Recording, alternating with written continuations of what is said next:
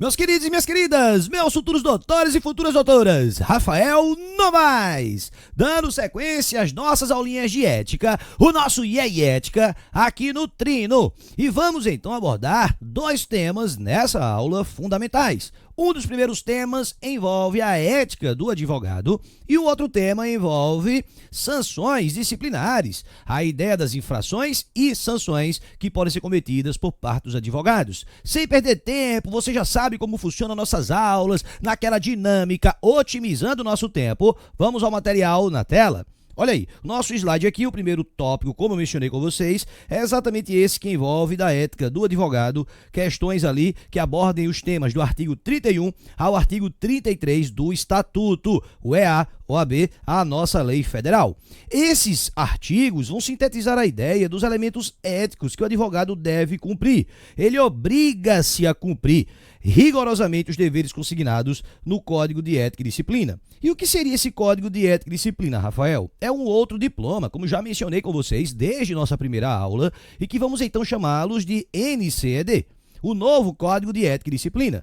Mas, Rafael, esse Código de Ética e Disciplina é desde 2015, a resolução número 2. Ainda assim, você insiste em chamá-lo de novo Código de Ética? Sim, insisto em chamá-lo para que você não caia na pegadinha. Cuidado com o pombo. Brrr, misericórdia, Rafael. Cuidado para que ele não cague na sua cabeça. Porque se você coloca lá no Google ou em outros sites de pesquisas, Código de Ética da Advocacia, você corre o sério risco de estudar pelo código antigo, o de 1995. É por isso que eu gosto de insistir com os alunos em continuar chamando o novo Código de Ética, ainda que eu saiba que não é mais tão novo, mas para que você possa pegar o diploma correto, o Código de Ética de 2015, que você pode encontrar, como já mencionei, no site do Conselho Federal da UAB. Lá você vai encontrar na parte de legislação o estatuto, o regulamento, o antigo e o novo. Estude pelo novo, o novo Código de Ética e Disciplina. Mas sem perder tempo, você também sabe que a gente gosta de fazer aquela leitura, ainda que de forma dinâmica, desses dispositivos. Pois bem, o capítulo 8º da ética do advogado, ele traz no artigo 31. O advogado deve proceder de forma que o torne merecedor e que contribua para o prestígio da classe e da advocacia. Ou seja, respeite para ser respeitado, lembre-se que você é advogado, lembre-se que não há hierarquia de advogado, juiz, promotor, procurador, delegado, servidor. Então você tem que manter sempre sua independência, mas também com muito respeito. Parágrafo 1º. O advogado, no exercício da profissão, deve manter independência em qualquer circunstância. O que eu acabei de falar, a ideia da independência. Isso até me lembra o advogado empregado, que nós já trabalhamos lá no artigo 18 do Estatuto. Mesmo sendo advogado empregado, acreditem, ele não perde sua independência, sua isenção técnica. De modo que, se o chefe manda você fazer assim, você pode dizer que não vai fazer. Como é? É para você fazer assim. Vou fazer não, porque eu não perco minha independência, eu não perco minha isenção. E foi assim que o advogado perdeu o seu emprego. Na prática, a gente sabe que é muito diferente, gente. Mas na teoria, lembra que o advogado não perde sua independência nem a sua isenção. Parágrafo 2º. Nenhum receio de desagradar a magistrado ou qualquer autoridade, nem de incorrer em impopularidade, deve deter o advogado no exercício da profissão. Isso aqui é muito utilizado até na questão da advocacia criminal, em que muitas vezes a sociedade, de maneira errada, preconceituosa, acaba falando que o advogado criminalista, a advogada criminalista, é bandido, é bandida. Claro que não, deve manter sua independência. Lá no Código de Ética, nós vamos estudar também que existe até uma previsão de que o advogado ele vai fazer a defesa do seu cliente como forma de prestigiar o Estado Democrático de Direito. A ideia de direito de defesa. Isso que deve importar nessa esfera penal, na esfera criminal. Então o advogado não deve ter esse medo. Certa vez a FGV cobrou uma questão que falava de um advogado, até me lembro o nome dele, o advogado Alexandre. A questão falava que o seu filho pediu para que ele não aceitasse a causa de uma pessoa, porque senão ele se tornaria uma pessoa impopular. O advogado cairia em sua popularidade. E a resposta do gabarito era: Alexandre não deve temer a impopularidade. Ele deve, verdade, atuar como defensor, atuar como advogado daquela parte. Artigo 32. O advogado é responsável pelos atos que, no exercício profissional, praticar com dolo ou culpa. Lembra, a advocacia não é uma profissão de resultado. Você não pode simplesmente ser cobrado porque perdeu uma ação, ou porque ganhou uma ação, ou porque não ganhou totalmente uma ação. Evidentemente que não, gente. Mas se perceber que o advogado atuou com dolo, atuou com culpa, por isso deve ser comprovado, ele sim responderá. Parágrafo único. Em caso de lide temerária, o advogado será solidariamente responsável com seu cliente, desde que coligado com este para lesar a parte contrária, o que será apurado em ação própria. O que seria uma lide temerária? É aquela que não tem pé nem cabeça. O cliente chega para você e diz: doutora, vamos fazer um bem bolado, vamos forjar alguns documentos, bota para dentro aí que a gente ganha. Se o advogado tinha conhecimento disso, dessa lide temerária, ele vai responder solidariamente, ele e o cliente, pelos danos que ocasionaram a terceiros. Por isso, não patrocine, não peguem causas temerárias. Diga: olha, meu amigo, eu não gosto dessas coisas erradas, tô fora. Senão você pode acabar respondendo solidariamente.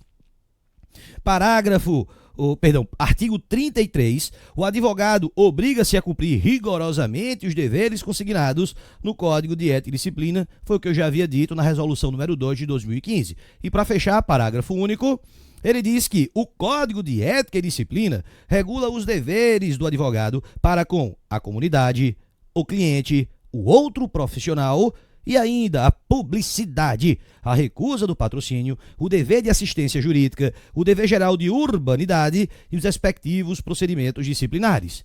É isso mesmo, tá? Lá no Código de Ética nós vamos encontrar princípios éticos do advogado, relação com os clientes, relação com autoridades públicas, relação com outros profissionais, outros advogados. Mas também nós vamos ver sigilo, também nós veremos publicidade, um tema muito bom, vem caindo em provas recentes, nós vamos ver aqui no nosso curso.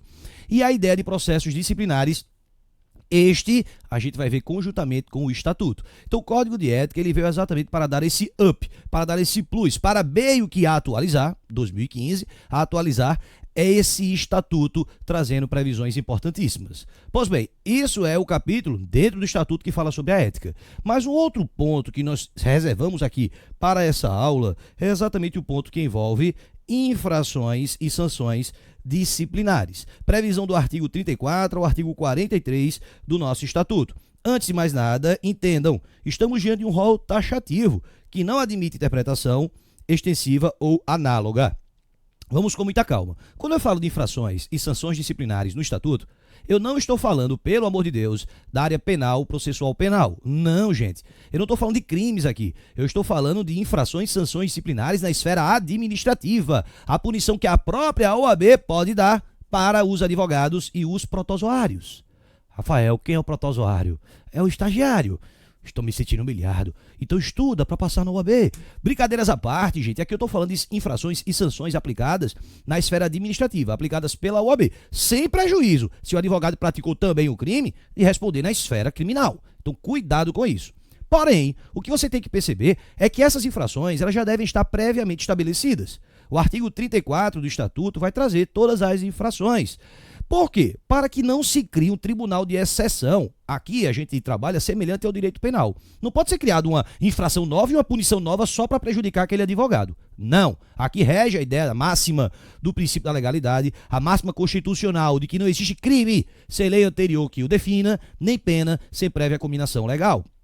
Então, as infrações já estão tipificadas. É um rol taxativo. Não pode sair ampliando, esticando, fazendo interpretação análoga para prejudicar o profissional. Isso não pode, não. O que mais? Apenas podem ser cometidos por aqueles que são inscritos na OAB, ou seja, advogados ou estagiários. Lembrando que se uma pessoa não é advogado, não é estagiário, e está exercendo advocacia, estelionato, vai responder na esfera penal de todo modo. Não vai sofrer uma punição administrativa da OAB, porque nem advogado ele é, mas na esfera penal ele vai responder sim. Cuidado, não significa que pessoas que não são advogados ou estagiários ficarão ilesas. Não, vão responder sim, mas na esfera penal. A jurisdição administrativa disciplinar da OAB não exclui a comum quando os fatos constituírem crime ou contravenções. Foi o que eu havia dito. Se o advogado praticou uma cacona, ele vai responder, não foi uma caquinha, foi uma cacona, ele vai responder na esfera administrativa perante a OAB sem prejuízo, ou seja, também vai responder na esfera penal. E digo-lhe mais, se ele ocasionar prejuízos às partes no âmbito civil, ele também responde. Então o advogado pode responder na esfera administrativa perante a OAB, na esfera penal pelo crime cometido e na esfera civil pelos prejuízos ocasionados. O que é que nós vamos fazer agora? E ética nos incisos do artigo 34. Vamos ver as pegadinhas, os éticas e realizar essa leitura, ainda que de maneira bem dinâmica. Vem comigo na tela. Olha aí, o artigo 34 traz o capítulo 9 no Estatuto das Infrações e Sanções Disciplinares. Constitui infração disciplinar. 1. Exercer a profissão quando impedido de fazê-lo ou facilitar por qualquer meio o seu exercício aos não inscritos, aos proibidos ou impedidos.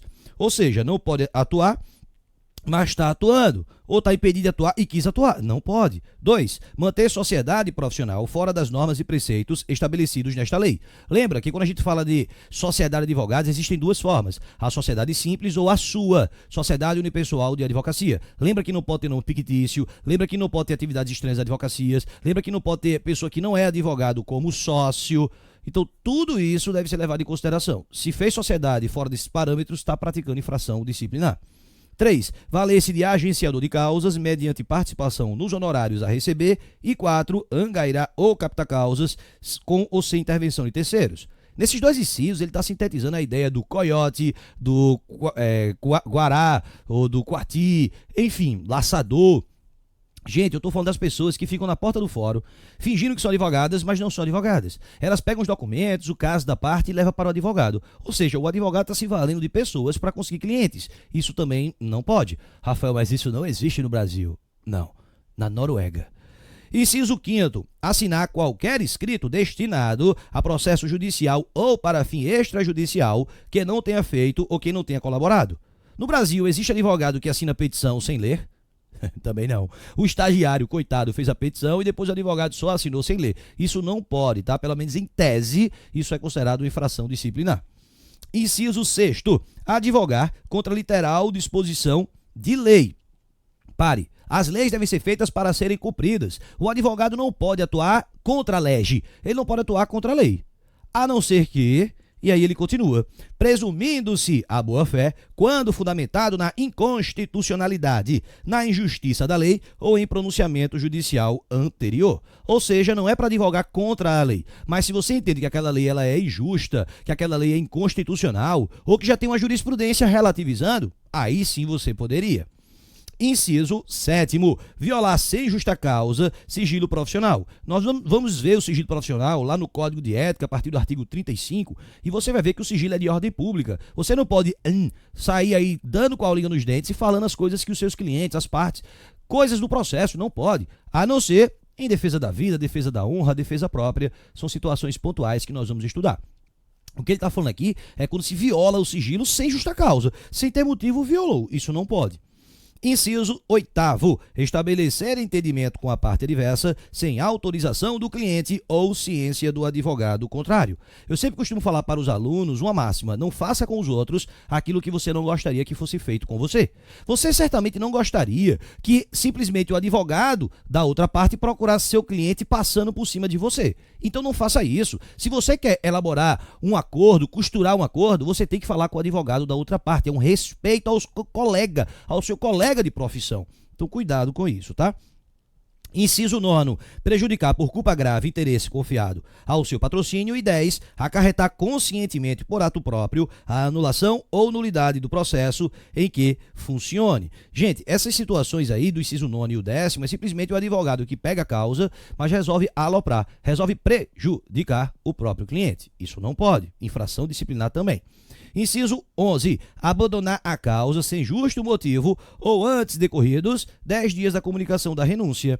Você já viu comigo que o mandato vai lhe dar aqueles poderes e você pode renunciar, desde que você respeite o artigo 16 do Código de Ética, sigilo, e desde que você respeite o artigo 6º do regulamento, formalidades. O que é que você vai fazer? Você vai notificar o cliente, comunicar ao juízo e aguardar 10 dias, até então que você pode, depois desses 10 dias, sair. Rafael, mas se o meu cliente apresentar um novo advogado antes de acabar os 10 dias, você continua? Não.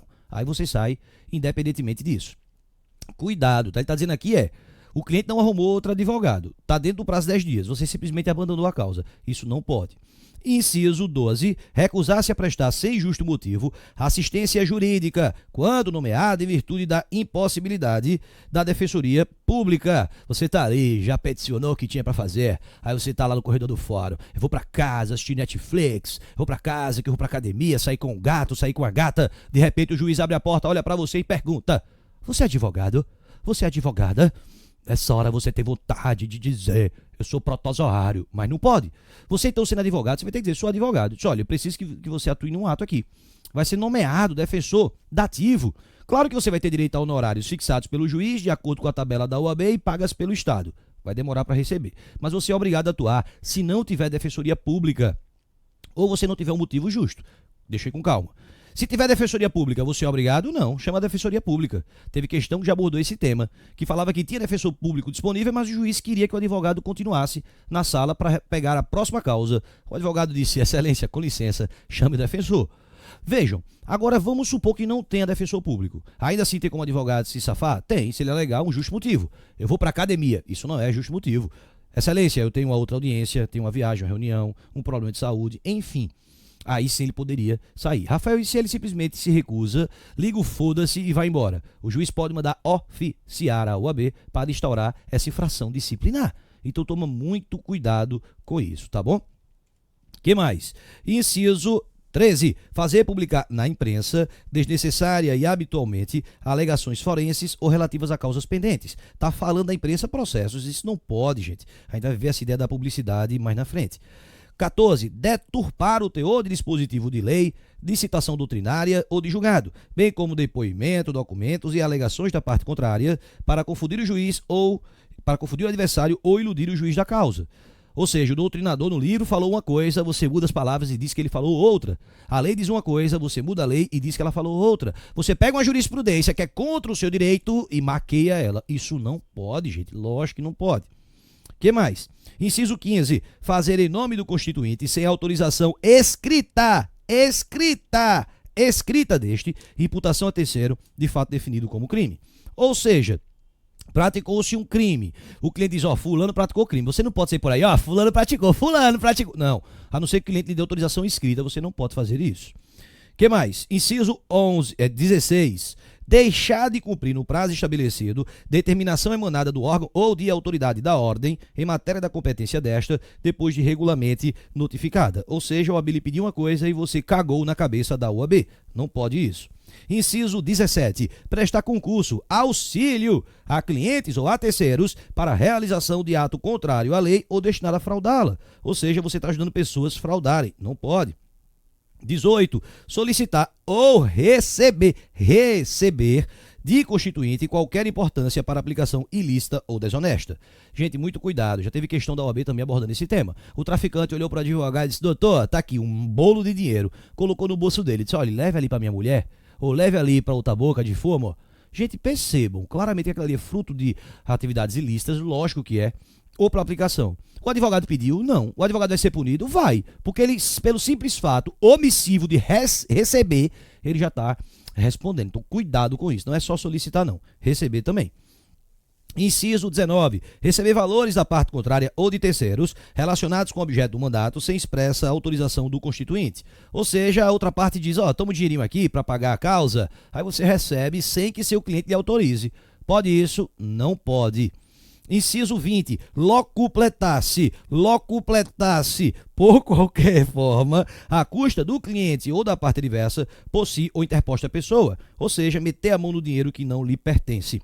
Inciso 21. Recusar-se injustificadamente a prestar contas ao cliente de quantias recebidas dele ou de terceiros por conta dele. Uma das coisas que a OAB teme muito é a ideia da prestação de contas. Advogado tem que prestar contas para seu cliente, porque senão isso acaba trazendo estigma para a própria categoria de que advogado é safado, advogado é ladrão, de que advogado fica com o dinheiro da parte. Então por isso tem que se prestar sim contas. Lembrando que o artigo 25A do Estatuto fala em um prazo de 5 anos para que os clientes entrem com ação de prestação de contas contra o advogado.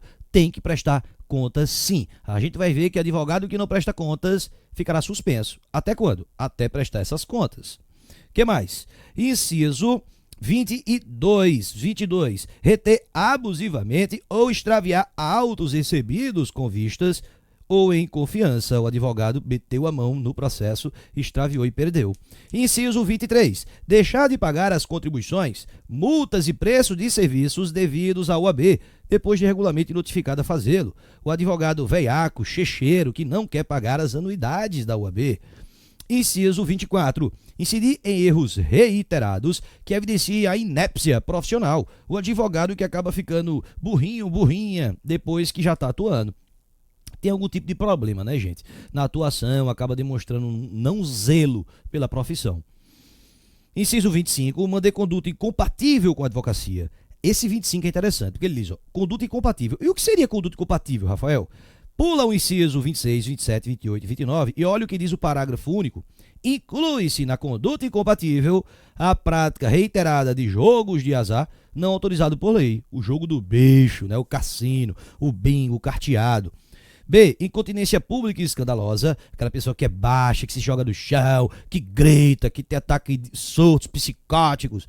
E C. Embriaguez ou toxicomania habituais, o que gosta de tomar um gorozinho, de fumar um baseado. Pois bem, inciso 26. Fazer falsa prova de qualquer dos requisitos para a inscrição da OAB. Você até já viu comigo que nesses casos aí, meu amigo, o sujeito tem que ser colocado para fora, sua OAB vai ser cancelada. Lembra disso aí quando a gente falou lá da inscrição. Mas eu vou falar de novo nessa aula ainda. Inciso 27. Tornar-se moralmente inidôneo para o exercício da advocacia. Não tem idoneidade. Lembra que para poder decretar a inidoneidade, tem que ter pelo menos 2/3 daqueles conselheiros do Conselho Seccional, ou seja, do Estado, tá bom?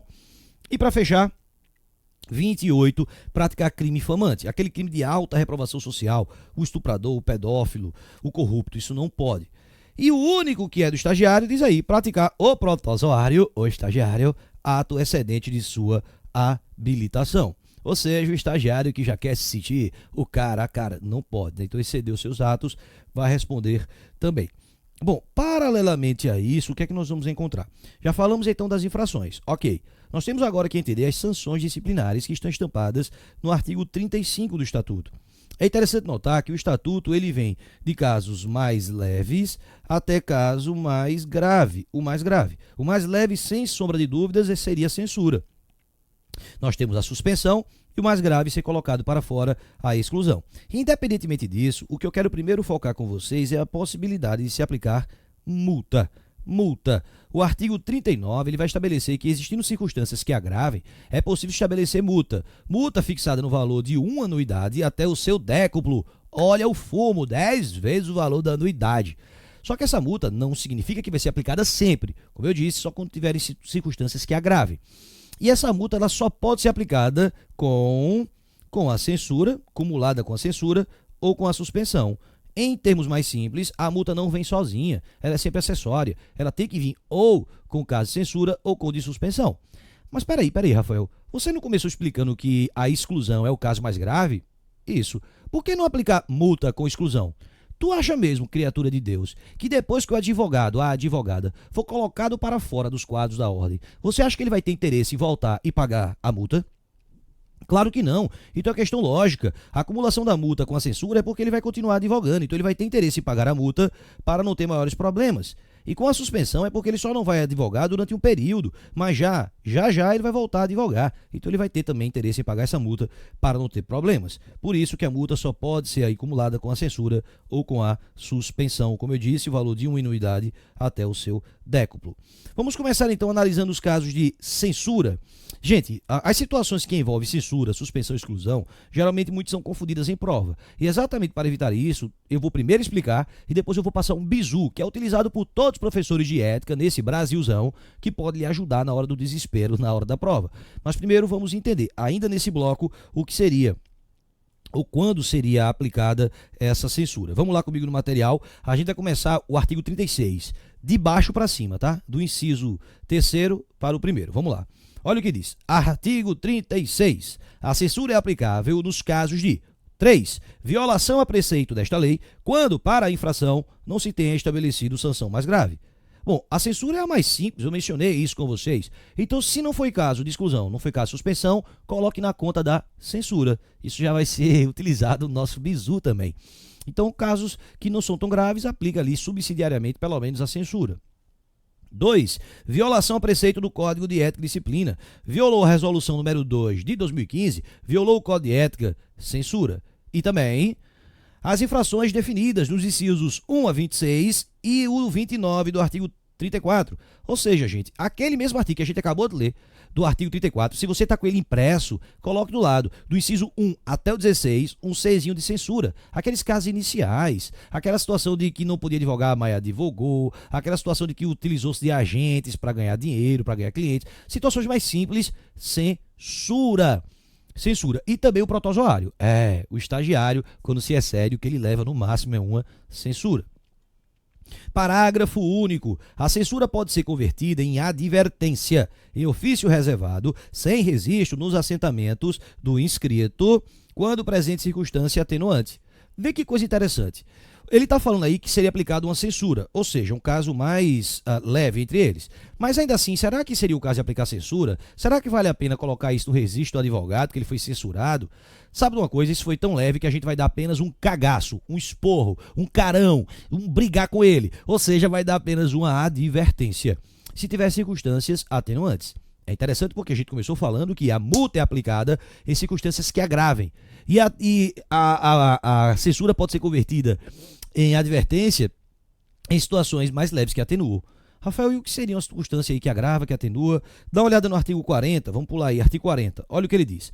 Na aplicação das sanções disciplinares, são consideradas para fins de atenuação, abrandamento, as seguintes circunstâncias, dentre outras. E aí ele diz, 1. Falta cometida na defesa de prerrogativa profissional. Errou, mas errou defendendo a classe. 2. Ausência de punição disciplinar anterior. Ele é ficha limpa. 3. Exercício assíduo e proficiente de mandato ou cargo em qualquer órgão da UAB. Tem trabalhos prestados dentro da própria Ordem dos Advogados do Brasil. E 4. Prestação de relevantes serviços à advocacia ou à causa pública. Ou seja, ele tem trabalhos para a advocacia, para a causa pública. Já vi prova colocar a causa privada. Não, a causa pública. Tem trabalhos escritos, grandes processualistas, grandes penalistas, grandes tributaristas, grandes trabalhistas, enfim, grandes serviços para a advocacia do nosso país. São circunstâncias que poderiam atenuar. Parágrafo único. Os antecedentes profissionais do inscrito, as atenuantes, o grau de culpa por ele revelada, as circunstâncias e as consequências da infração são considerados para fim de decidir: a. Sobre a conveniência da aplicação cumulativa da multa e outra sanção disciplinar, ou seja, se vai ser aplicado multa ou não, e b. O tempo da suspensão e o valor da multa, o valor, se vai ser de 1 a 10 vezes. Enfim, falamos aqui agora, ainda que brevemente, sobre a censura. Sem perder tempo, vamos para a suspensão, que na minha opinião é o que é de melhor para ser cobrado na primeira fase da UAB. É aquela que pode ter mais elementos para se colocar em uma prova objetiva. Vamos comigo de novo, de baixo para cima, tá? Olha aí. Artigo 37. A suspensão é aplicável nos casos de, inciso 2, reincidência em infração disciplinar. Ou seja, levou uma censura, levou. Fez de novo caquinha, vai levar outra censura. Não, agora já vai ser suspensão. Rafael, pelo amor de Deus, quer dizer então que em toda a minha carreira profissional eu só posso ter uma censura? Quer dizer então que se eu tiver outra eu já me lasco, vou ser suspenso? Calma, não é bem assim.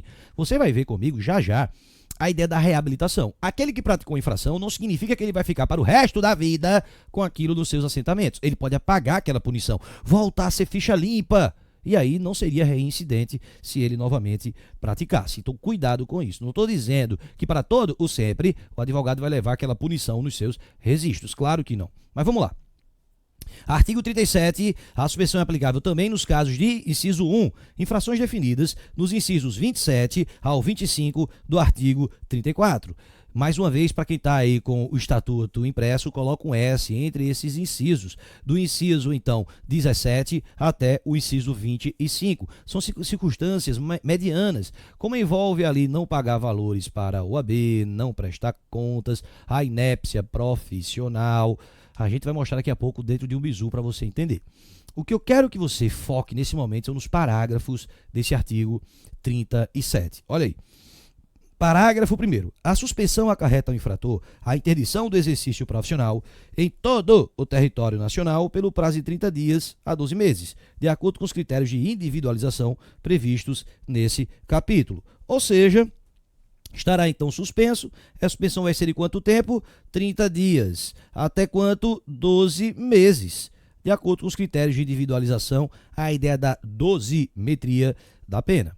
Rafael, mas por acaso existiriam situações em que poderia ultrapassar 12 meses? Sim, o próprio Estatuto vai estabelecer 3 casos que eu vou aqui mencionar com vocês dentro dos parágrafos. Olha o que diz o parágrafo 2º.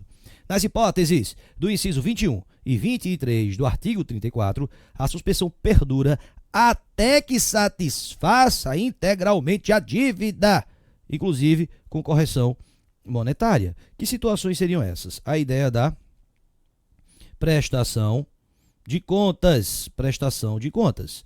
Como assim? O advogado ficará suspenso até prestar contas. Misericórdia.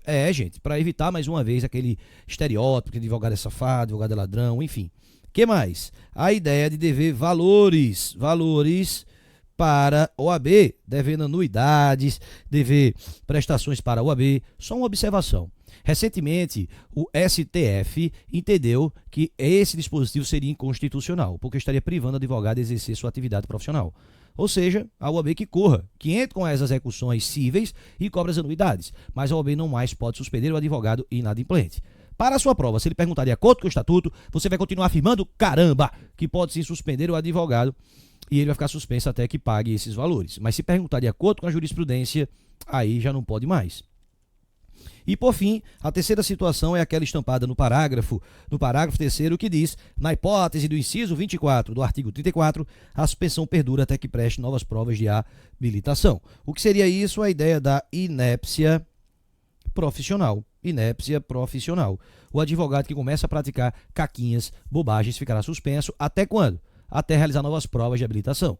Parte da doutrina entende que seria o novo exame de ordem, outra parte, que é ao qual me filio, entende que não precisaria fazer um novo exame de ordem, que bastaria ser algum tipo de curso de reciclagem realizado pela própria Ordem dos Advogados do Brasil. Ufa, foi correria, nosso tempo é curto, você sabe disso, mas a gente conseguiu ver uma grande quantidade de assuntos nesse bloco. Eu vou voltar no próximo bloco para a gente poder fazer o fechamento dessas infrações e sanções disciplinares. Eu aguardo vocês. Até já já.